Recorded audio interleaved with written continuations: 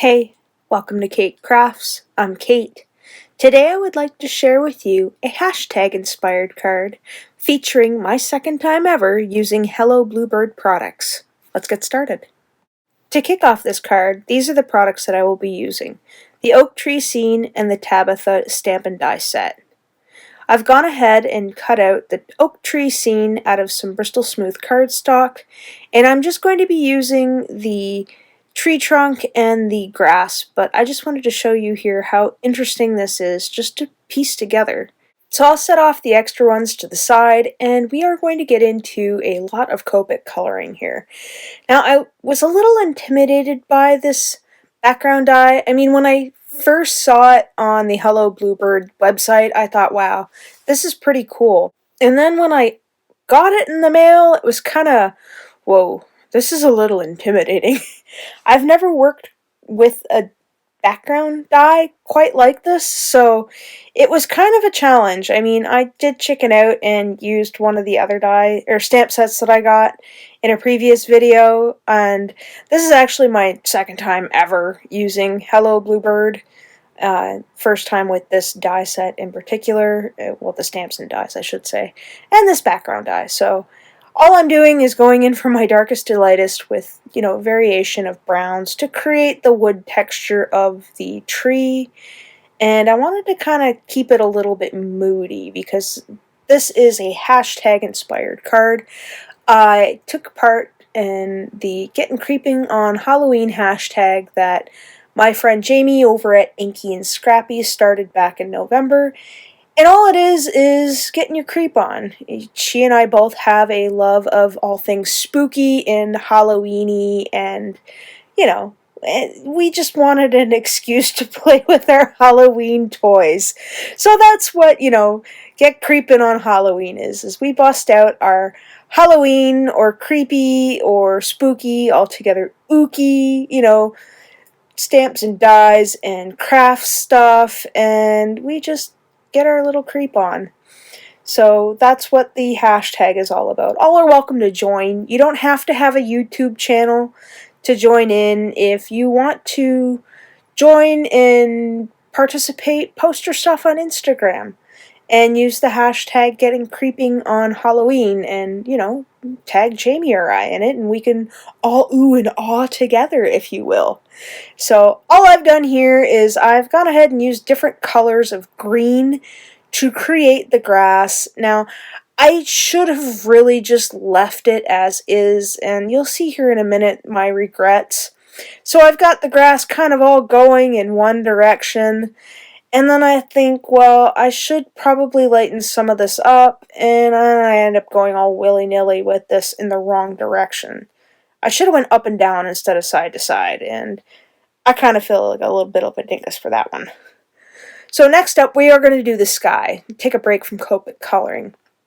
And I have got the Cloudy stencils by Lawn Fawn, stencil, singular, not plural, sorry. And I am going in with some Villainous Potion on the top. Now, I'm not being really perfect about this because the tree will cover some of this, but I wanted to get like a really moody effect with this because I like a really moody sky. So once I've set off with that Villainous Potion, I'm going to come in with some of this Dusty Concord just to lighten it up a little bit. Now, I did wipe off some of my brush off to the side on a paper towel, and I'm just trying to figure out what the best possible cloud shapes I want to get here. So I didn't want the clouds too tight and compact. I wanted some a little bit bulky, and I wanted to give that illusion of the sky going far away with the clouds. So once I've done with the purples, I'm going to come in with that abandoned coral, sorry, and I'm going to bring a little bit of that up into the purple as well, and I was really pleased with the end result with this, so you'll see once it's all dry. So once I'm satisfied with all that, I am going to come back in and just lightly go over everything with that purple brush after I've wiped most of it off. And here I have my iridescent watercolors, and I'm going to use the Amethyst color. Now, this is iridescent. It is really pretty. You don't really see a whole lot of it when it's on the paper, but the way this stuff color shifts, I just absolutely love. I'm sure there are other iridescent watercolors out there or pigmented watercolors like this, but I love it. Okay, so, sorry. Back to the Copic coloring. So here I'm going to be coloring in the little bat and the little Tabatha girl from the stamp set. Now, I'm assuming that the little Tabatha girl is kind of reminiscent of Bewitched. I really liked watching that as a kid. I thought it was great how Elizabeth Montgomery would twitch her nose the way she did, before they had all of the computer-generated stuff. So how she did it, still a mystery to me. I can't quite wiggle my nose. I can flare my nostrils, but never wiggle my nose quite like that. So again, all I'm going in here is with some BG markers, and I'm going to do some of the violet, or the blue-violet, I should say, and color the hat and the dress in. I was trying to keep in tone with the background sky, but I didn't want things to blend in too much, and I thought that these blue violets had just enough of a moodiness to them, like a tint of gray. So they're not overly bold, but they're still bright enough, especially with that blue-green. I think those colors look fabulous together. So again, all I'm doing is going in with my darkest to lightest and blending all that out. And then I will go back in with the lightest one, again, blending it all out. Blending, blending, blending. And then I will go in with the cool colors, the cool grays, and I'm going to color in that little cat. Now, the reason why I'm using the dark gray colors is because if I were to do this all black, then you really wouldn't see much of the cat. And because I have a cat that isn't black but looks black, from what I understand, her coat coloring is like a black smoke, and she's slightly reminiscent of an Egyptian mouse, so I'm kind of part and partial to these color shifting cats. She looks black in some light, she looks brown in some light, but if you move her fur around, the base of her fur is white. And it's so weird. So all I'm doing here, again, is going in for my darkest to lightest, just to kind of create a little bit of texture in the little girl's hair. And I absolutely love this stamp set. I think it is so cute, and my cards aren't very creepy. I haven't quite unleashed the creep yet. I'm still trying to feel my way around, but again, this is a hashtag driven card, so if you get a chance, head over to Inky and Scrappy's YouTube channel, where she's got one posted, and she's got one for, I want to say December and November, because this started in November. I've only got one other one. I think it's a lot of fun, because we just got done a heck of a lot of Christmas, and, we're currently in the midst of all the lovey-dovey Valentine's Day stuff, and then next will be spring, and, Halloween's a long way off for me. So here, all I'm doing is taking the frame that the oak tree scene cuts out, and I'm going in with 100 black Copic marker. I want to make sure that I get all the edges so you don't see the white. I could have cut this out again out of separate cardstock colors, but I didn't really have all the colors that I wanted to use, and I didn't want to waste a bunch of cardstock, so all I did was use my Bristol Smooth because I enjoy coloring on it. And this so far has been a lot of fun for me. A bit of a learning curve, but, we get there in the end, as my friend Jordy likes to say. Hi, Jordy. Yeah, I blame Jordy for the Hello Bluebird stuff. If you haven't watched my last video, she was wonderful enough to send me just a wonderful gift for Christmas, and I have to say, if you have yourself any crafty friends, they are complete enablers. What do you think? Do you really think I should get this? Oh, yes, you should absolutely get that. My bank account says no, though. Oh, no, you need that. See, we're horrible for each other, but we're so good to each other.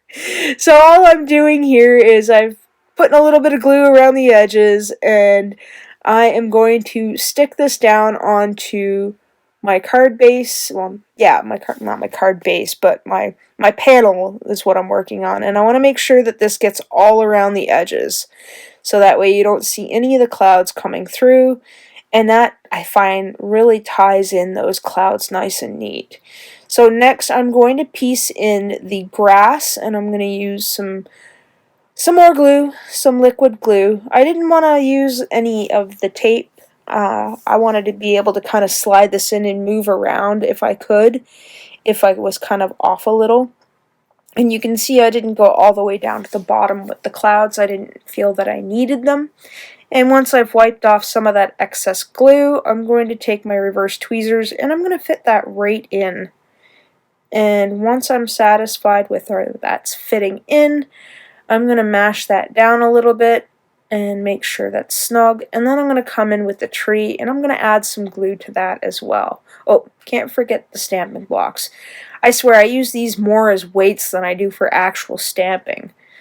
Yeah, I use them as weights and I use them to flick off watercolor. So I bought them with the intent of freehand stamping, but freehand stamping makes me a little nervous, and I prefer a stamping platform positioner or whatever you want to call it. So once I've inched the glue around a little bit there with my finger, I'm going to wipe my finger off, and then I'm going to come in and I'm going to puzzle piece that right into the grass, just like so. And I'm going to butt that up against the frame and pat everybody down, and it fits in wonderfully. So again, with the stamping blocks, I'm going to take care of that. And then I'm going to put the little Tabatha witch hat on and figure out where I'm going to want her. Now, I'm not going to go all willy-nilly with the glue on the back of her head. I'm just going to put a little bit on her hairline and make sure that I've got enough there that it'll hold it together. And then I will grab my reverse tweezers and just kind of pinch that together for a few minutes just to kind of give the glue to set. And then I'll just touch up her little bits of hair because I missed some spots. That was a lot of Copic coloring. So once that's let to dry, I am already gone ahead and put a bunch of foam tape on the backside of my little bat and my little girl, and I'm going to cover the back with some glue. So I got a little bit of wiggle room if I don't position something properly, because this double-sided tape is super sticky, and yeah, so I've had the opportunity of sticking something down and not being able to pull it up and think, oh crap, now I just gotta work with it. So once I'm happy with her placement, I will plop her down right there, and then I will grab the bat and do the same, just up there above the tree. So, the bat's either coming in for a landing or he's about to take off, so. And when I was looking at this, I never really consider the sentiment. That's always the last thought that I have, and it's kind of like, oh golly, where do I put this? I mean, this scene is pretty cool as is, and yeah, so I ended up cutting out and flagging a little banner here, thinking, how do I want to do this? So I ended up flagging both sides, and it's kind of like, I really wish I would have taken into consideration putting one of these up front. So I cut off the one side, and I figure, well, I'll just fit it in right there, and, the tree branch will be kind of holding it up. So I'm going to take a little bit of this double-sided tape, because I'm going over the tree branch with it. I want something extra sticky, and while I'm at it, I will put another little slice down, so that way I've got lots of tape on there. And I'll take my little scissors, and I will end up cutting off that last bit once I've burnished it with my finger. So I'll set that off there, and then we will peel off the backing, like so, and then we will put it down on the thing.